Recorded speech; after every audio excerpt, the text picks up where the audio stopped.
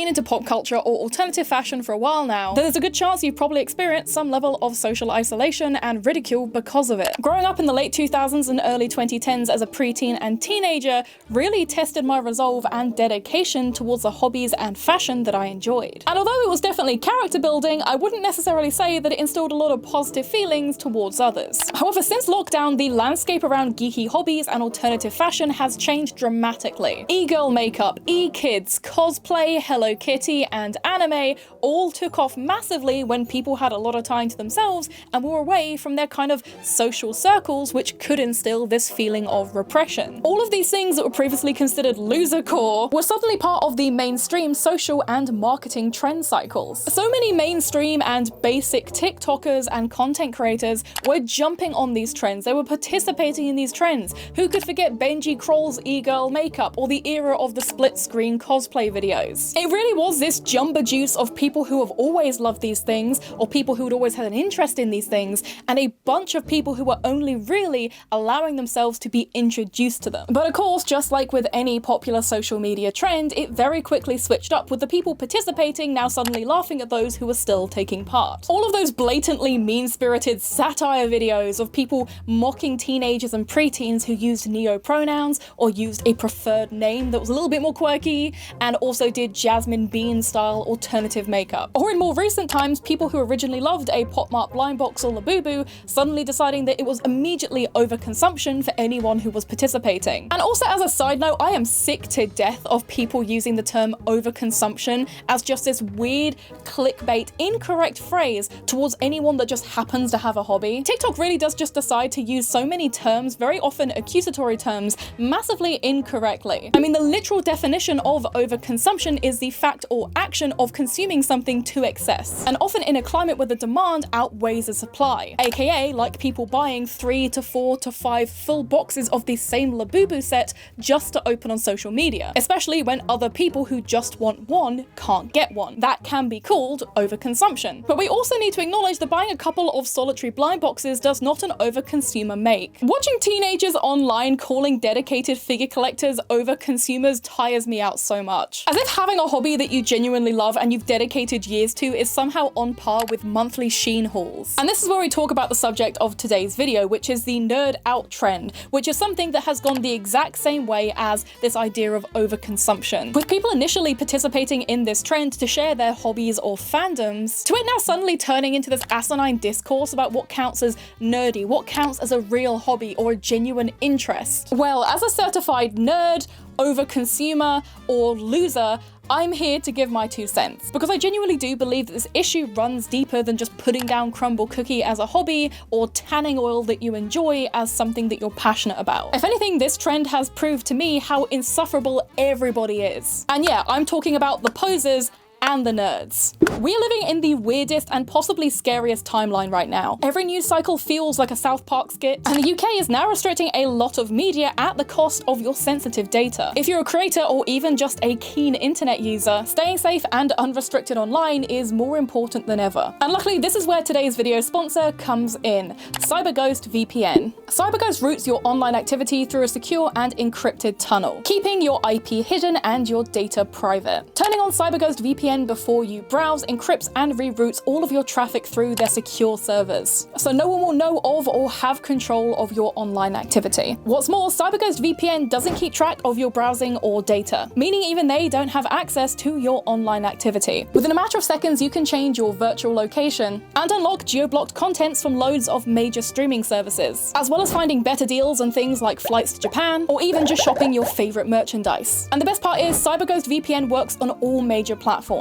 Windows, Mac, iOS, Android, and even smart TVs and consoles can use CyberGhost VPN. One subscription covers up to 7 devices, meaning that you can cover all your tech or share your security with your loved ones. And right now they are offering a special deal of $2.03 a month, plus 4 free months. That's 84% off, along with a 45-day money-back guarantee and 24-hour support. Join over 38 million users like me and grab your discount via the link in the video description. It is dangerous to go alone, so be sure to stay prepared with CyberGhost VPN. And now it's time to nerd out, whatever the hell that means. So this nerd out trend started from YouTube user The Zerky Show, with their video being all about being unapologetically yourself and giving up this idea of being nonchalant. It's a great video with a great message, and one that rings true for a lot of people who do indulge in more niche or nerdy pop culture and fashion hobbies. And just like a lot of great videos, this hook line of "you need to nerd out" got regurgitated and churned into this 15-second soundbite to go viral all over social media. You need to nerd out, 'cause I'm a punk rocker, yes I am. Using the trending song Punk Rocker by Iggy Pop and the Teddy Bears as the backing track for this message of self-expression. Once again being fitting because this song was directly used in the latest Superman movie, which was all about being kind, all about showing your humanity through acts of kindness.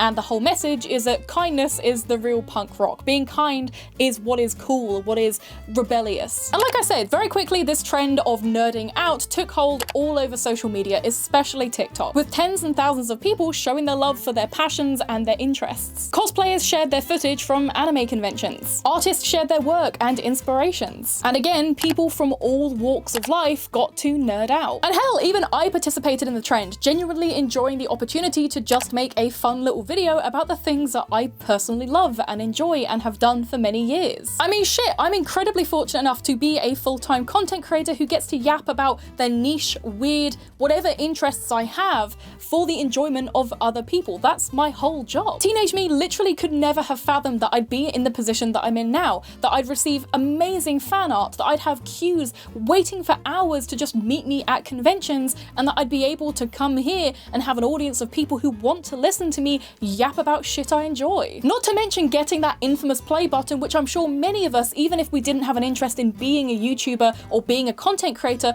still low-key kinda wanted. And having grown up my whole life loving these things, being into alternative fashion and suffering because of it, it's been really amazing to be able to talk to people who follow me who want advice on stuff like bullying, and hopefully being able to reassure them that being yourself is always the right decision. So I can't express enough how thankful and grateful I am to be one of these nerds that gets to do it as their job, that gets to stand here and tell you about shit. And that's why I think this little trend is so much fun. It gives everyone an opportunity to share their interests, find a community, and communicate things that they enjoy without necessarily having the social pressure of needing to name 3 songs or be a mega fan or having to deal with people who just don't get it. I mean, that's kind of what happened with 2020. People were locked inside and they didn't feel that same pressure to have to conform to the rigid constraints of what society deems as normal or acceptable. Because in society's eyes, being abnormal is inherently a bad thing. It's never usually shown as being a positive, at least until more recently. But then I noticed one comment on my video which honestly really represents the issues with modern fandoms and how we treat fandom culture on the internet. That's not nerd out, that's geeking out. Please stop ruining the word nerd. Excuse me? I beg your finest pardon. So yeah, this is one part of the discourse. This divide between being a geek and being a nerd. Did you just call me a nerd?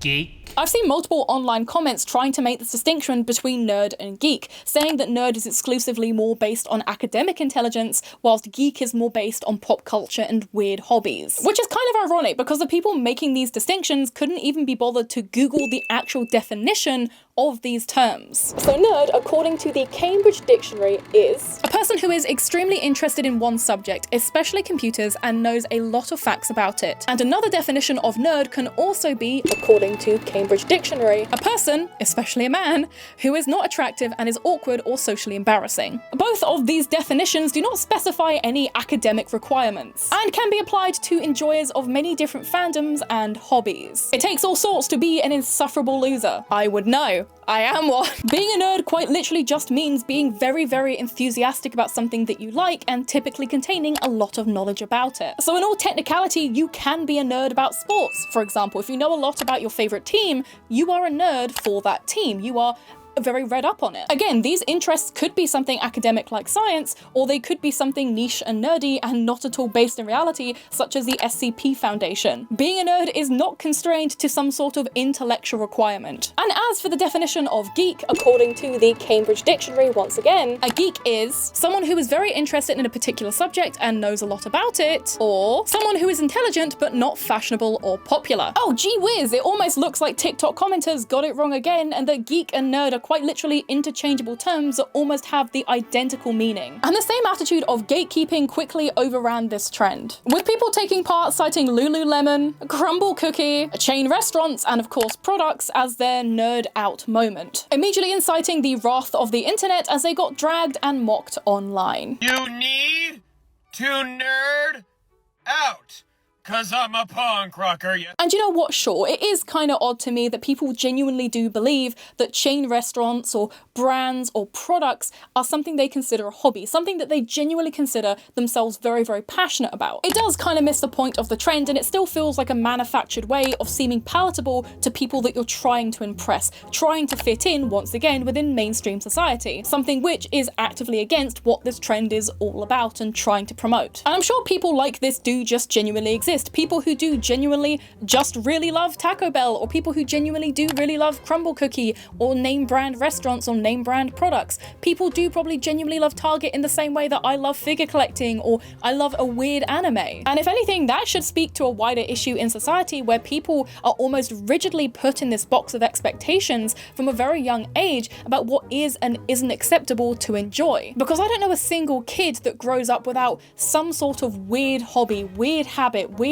passion that they genuinely love. How many little girls grew up loving doing weird makeup as a kid, but very quickly got taught around the age of 12 or 13 that doing that in school is no longer socially acceptable and will get you ostracized, and therefore made the decision to do this trad wife, clean girl-esque style makeup to appeal to everyone else who is also feeling that same form of pressure. There are a lot of people in life who do base their choices around the comfort and enjoyment of others, people who do genuinely try to make themselves palatable even when they're not being perceived. And so again, when you see people doing this trend and that's the stuff they genuinely put down as their hobbies and interests, I don't feel malice or anger towards them for participating. I kind of feel bad for them. I feel genuinely bad that even during a trend that is meant to promote this kind of loser core, weird girl, quirky vibe, they still can't let go of that palatable instillness that they've had about being socially accepted. Some people probably do genuinely believe that they love Taco Bell or Crumble Cookie or tanning oil or drunk elephant makeup this much. Some people probably do feel like that because maybe that is all they were ever told was the right thing to like, the appropriate thing to enjoy. Because to be clear, if they weren't actively participating in the bullying of people like me as a teenager, they were probably watching other people do it and didn't want to incite that same kind of harassment and loneliness. But you know what's even more insufferable than basic people who don't seem to have a hobby or a personality? The people dragging them online. You guys are even worse. You guys are even more insufferable. Some people should just not be allowed to partake in trends. Because the You Need a Nerd Out trend has been completely ruined by people who think that going to fucking Taco Bell is nerding out. We might be losing the plot a little bit, but the whole point of the Nerd Out trend is to know a shit ton, a stupid amount of information about a specific topic. Some bitch put down fucking Chipotle. Or even weirder and more annoying still, the ones that are calling the shots as to what is now considered nerdy. Gatekeeping the term for only the chosen few who know what a real nerd is, who understand what being a real fan means. As someone who literally did this trend but with the try not to lose your head sound, and I got a good amount of views on Instagram and TikTok, y'all are some haters! I can't tell you how many comments I got on both of those videos on Instagram and TikTok of people being like, you're actually not that nerdy. That's just mainstream media. Like, you are not gonna gatekeep liking something. What? The whole point of this trend is just to show things that you like. You can be a nerd about anything. It doesn't have to be mainstream or niche. Just because I didn't like a game that was on Steam and had 2 players ever play it and get relentlessly bullied for liking that game doesn't mean I'm not nerding out about these things. What are you talking about? Apparently Marvel is no longer nerdy, and neither are Netflix shows like Stranger Things or One Piece. Because, you know, if it's mainstream and enjoyed and it's on a major streaming platform, that automatically means that it's no longer nerdy, because everyone can access it. Oh, you like anime? Name 3 of her songs. I'll wait. So dumb. I feel like we all died and went to hell. Because why are teenagers who were still in nappies when I started cosplaying and collecting figurines suddenly telling others that their passions and hobbies are no longer valid? Telling big creators like Funky Frogbait that they're an overconsumer because they made a video dressing up a Labubu? Literally one singular Labubu. Just one. Or how about worse still, the adult fans that never got over being bullied. So now choose to make others feel like shit online for not having the same perceived struggles that they did. God forbid a good-looking blonde woman says that she enjoyed the latest Superman movie without a bully circle forming around her from people who are chronically online. I'm gonna hold you by the pocketbook when I say this, but being wailed on, being picked on, being bullied doesn't make you special. You're just perpetuating that same cycle of abuse when you choose to make others who you don't know or don't care to learn about feel ostracized or uninvited for trying to enjoy the same things that you do. Well done! You became the exact person you hated. And I'm not saying this as somebody who hasn't been through it. I went through it. I was miserable, not only in secondary school, but I was also picked on in university. There was a whole group chat that just talked bollocks about me, and it really hurt when I got added back to that group chat and I saw everybody talking about me, realize that I was added, and then leave that chat. It sucked. I had a terrible uni experience, and I got taken out for a hot chocolate by the head of the uni because the situation was so bad. I am honoured, sir. Thanks very much. Why me? You're a virgin, aren't you, Mackenzie? Sorry? So again, I get it. I get how it feels to feel lonely and misunderstood, to feel like people just don't get you, or worse still, they get you and they just choose to not like you. They choose to hurt you on purpose. But the biggest lesson that I have learned in life is truly to just not judge a book by its cover, as old and as cheesy as that statement is. When you grow up always being bullied for your hobbies or your fashion, which I very much was, because to be fair, at some points my fashion was a little bit questionable. It wasn't the best executed, emo, gothic style fashion, but I gave it an attempt. But growing up that way, it really does make you feel bitter and resentful. You don't understand why people your age are choosing to hurt you. Having people mock your mannerisms, things that you don't even know or notice about yourself, really makes you feel insecure. I had that a lot. I had people do that quite often. And it's very easy to foster this deep-seated anger towards people that you perceive to emulate the behavior and appearance of people who hurt you. I took real personal umbrage with things like Paul's boutique jackets, tanning lotion, blonde hair, fake eyelashes, and anything that could be considered mainstream or hyper feminine. In fact, I genuinely kind of think that I was pushed down a very similar pipeline to how the 2025 manosphere works. I was very bent out of shape and bitter about the way that I'd been treated emotionally and physically from people that I had to spend a lot of time around. And it took a long time to quietly unlearn having all of these preconceived judgments and opinions on people that I simply hadn't gotten to know yet. Especially as a nerdy woman, because to be honest, and I feel like a lot of people will agree, up until more recently, a lot of these spaces were still very actively catering to men or were heavily dominated at in-person events by men. If you decided to turn up to a game night to play Pokemon cards at your local game shop, you're gonna have mostly men there, or at least back when I was younger, and quite often that put you in a situation as a woman where you're either being talked down to, underestimated, or you're being groomed as a potential romantic partner. And so that doesn't really instill or foster positive feelings towards other people or healthy relationships to navigate adult life with. And I honestly do think one of the biggest things that cemented my genuine appreciation for people who do come from different atmospheres, walks of life, fashion than I do, was actually just going to like a local hair salon and nail place. Because to be honest, a lot of the women who worked there did look like girls who picked on me when I was a teenager. They made me feel initially uncomfortable, not because of anything that they did, but because of my lived experiences. I felt very anxious and distrusting of them. Putting my hair, which is a big part of my fashion style and my identity, in the hands of people who I didn't really know understood me or liked me or understood what I was going for. And you know what? I was completely wrong about them. I didn't have a single negative experience with any single woman in that salon, any single nail artist in that joint. The absolute worst case was that the woman was perfectly polite and friendly towards me, but we didn't have a lot in common. We couldn't talk about Love Island or anything like that because I don't watch those shows, but equally, we still were polite and nice to each other. We just talked about other things, more casual small talk things. And the best case scenario was I actually learned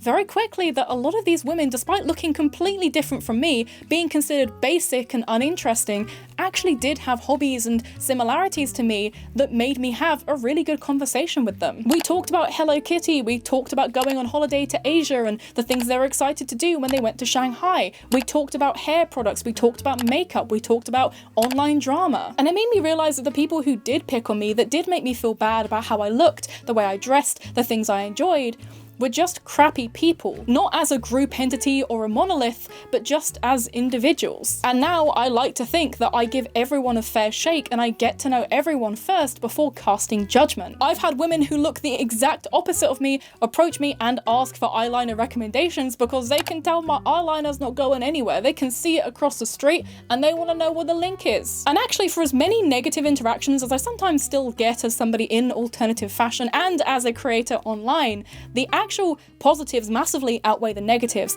In fact, I would say that I have 90% positive interactions in public compared to maybe 10%, which is often just teenagers at a distance saying something stupid like Barbie under their breath and then completely cowering away as soon as you give them eye contact. My point of that tangent is to say that it's very easy to dehumanize and de-empathize with people who initially seem like the kind of people that made you feel isolated and hurt. But past a point, you do isolate yourself when you act on initial judgment and don't give people the opportunity to change your mind. And to be clear as well, not necessarily being nerdy doesn't mean that you're a bad person. It doesn't mean that you're somehow a boring, disinteresting, unintelligent person. Plenty of my cosplay friends love watching stuff like Love Island, love watching romance movies, love using tanning oil, love using mainstream beauty products, watching beauty gurus. They love Lululemon, they love going to the gym. These are all people that share the same hobbies with me, but some of our other interests simply don't overlap. And that doesn't make them any less good or nerdy.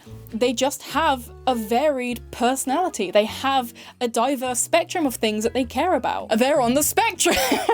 We're all on the spectrum. I am. Can you tell? Can you tell that's why I was picked on? People did pick on me for flapping my hands. That didn't help. And yet once again, somehow non-nerds and nerds alike have found a way to perpetuate gatekeeping, especially during a time where we should collectively be mobilizing against scary displays of uniformity, fascism, and human suffering. Why the hell are we debating the ethics of buying a single Labubu when queer people are having their histories and identities erased for being themselves? In a time where being passionate about people is considered woke, why are we dividing ourselves over what form of capitalism or consumerism we value most? Zerky said it best himself in the original 20-minute long video which started this trend. A video which inevitably got significantly less viewership than all of the TikTok videos that came to follow. A lot of us that nerd out about things, we nerd out because there is meaning behind the reason we nerd out. We nerd out because we like it. Whatever it is, right? A certain anime, a certain type of artist. I nerd out about Daft Punk because I like Daft Punk. You nerd out about it because it inspires you. It gives you a certain kind of joy. It makes you want to create something that somebody else has made, makes you want to go out and make your own thing. You nerd out because you love it. But I guess as always, let me know down below, what do you think of this trend? What do you think of the whole idea of nerding out? What do you think about gatekeeping within fandoms? Because I'm seeing it more and more and more within fashion, within fandoms, within hobbies. People just feel this need to protect something because they feel like because they struggled for it, they have this ownership of it. I think people like to have it as this exclusive club because that way they can decide who gets to enter and they can isolate people who they deem as the same people that made them feel lesser. And as always, let me know down below, what do you nerd out to? What are your nerdy hobbies? What are the things that you're really passionate about or read up on? Obviously, one of mine is anime figurines. If you couldn't tell, I'm kind of a big fan of anime figurines. I've been doing it for about 15 years now, I think. So a good long while. And of course, I've been into alternative fashion and J-fashion since I was a kid, since around 9 or 8 years old, when I first really fell in love with gothic fashion. And since then, it spiraled from gothic fashion to emo, to then kind of gothic Lolita and J-fashion, where I first started buying body lines secondhand, and then some regrettable Amazon dresses. Then it was Fairy K, and just experimenting with color and eyeshadow. I've been loving this stuff for a very long time, so again, I do get why people feel protective, but I feel past a point, you have to realize that you don't have ownership of it just because you love something. Once again, a big thank you to CyberGhost VPN for sponsoring this video. And of course, another big thank you goes out to my paying Patreon members on the Otaku and Oshi tiers. These being Fable from Tokyo, Lace Hart, Nina Hopkins, JMN R16, Idiot Insomniac, Lucy, Shy Raw, Nubby Bunny, and Danny16. And of course, all of the amazing Otaku tier patrons as well. By supporting my Patreon, you get access to ad-free and exclusive content, as well as downloadable viewing of all of my existing videos. For as little as $2.50 a month, which is less than a cup of coffee, you can support my channel and daily uploads on platforms such as Instagram and TikTok. And of course, if you pledge at Otaku tier and above, you get access to exclusive behind-the-scenes content such as my Otaku room tour, which I know a lot of people wanted to see, but again, it's kind of like my office, so it's a little bit more personal, but that's literally over an hour and 20 minutes of original content, as well as my watch through of Malice Doll when I first decided to watch it, and my upcoming Japan vlogs, which I am editing and uploading this week. So there is lots of exclusive content to go and watch right now, as well as loads coming up, and of course, you can have your name shown or shouted out at the end of my videos to show that you are a contributor to everything that I create. But as always, the cheapest and easiest way of supporting what I do is by clicking the like button, dropping a comment down below, saving and sharing the video, and of course, subscribing and hitting the bell icon to never miss a video. As always, it is time for the end of the video outfit check, which is a little bit disappointing today because it is painfully warm in my office. I'm not kidding, it is sweltering. And also some of your amazing fan art. And yeah, you don't need to ask me permission to do fan art, by the way. People do message me and ask. You don't need permission to do fan art, but if you do want me to see it, I recommend posting it over on Instagram and making sure you tag me. Bye! It is time for the end of the video outfit check and some of your fan art, and I'm gonna warn you now, it is warm in this room. I am hot, I am sweaty, I am bothered, I am over moisturized, some would say. I'm overhydrated for sure. But here's the outfit. It's very simple today. Top of my head, we have my AliExpress goggles. Once again, they're a classic, they're cheap, they're cheerful. I've had them like 5 years. These have been bomb-proof, I'm not even gonna lie. Next up, we have my Named Collective chain choker, which has a little safety pin on it. I also need people to stop doing the whole like, oh my God, I noticed her necklace, is she okay? Firstly, if I wasn't, that's parasocial as shit. And if I am, it's just weird. Maybe just stop saying that. Then we also have my little Vivienne Westwood orb. This is the gunmetal one with the silver, no, not the silver, with the purple orb, purple charm. Now, usually I wear this top without like a little vest underneath because I prefer how it looks, but I'm also on YouTube. So I also have this little Lucy and Yak vest underneath this Swerve top, which I got secondhand in Japan. It's literally just like a nice, comfy, baggy mesh top, and I think it's kind of flattering, and it's just nice and easy to put on as well. Like, it's a nice, simple thing to wear, but it still looks pretty nice. So I got this for like £3, I think, secondhand. Bargain. And then on the bottom, I'm literally wearing my Galfi X Kuromi shorts because they're comfy, they're baggy, and they don't make me overheat, basically. They don't match this outfit really at all. I really am giving Adam Sandler today, but again, it is boiling. I cannot stress how warm it is in my room, and if I put the fan on that's in front of me, because of how small my office is, you will hear it. So I am constantly taking a dive by filming in this office without the fan on, because it's so hot. It is so hot. Like, the way this office feels is how it felt walking around Japan in June, which is crazy because at least I was having fun walking around rather than just like working. But anyway, thank you so much for watching this video, and I will see you in the next one. Bye! Once again, I want to give another big thank you to CyberGhost VPN for sponsoring this video. Don't forget to click the link in the description to get a special discount CyberGhost VPN is granting to my channel users. This application will protect your data whilst you browse and give you full access to all blocked content on the internet for only $2.03 a month only. 45-day money-back guarantee, totally risk-free, so be sure to check it out with the link down below.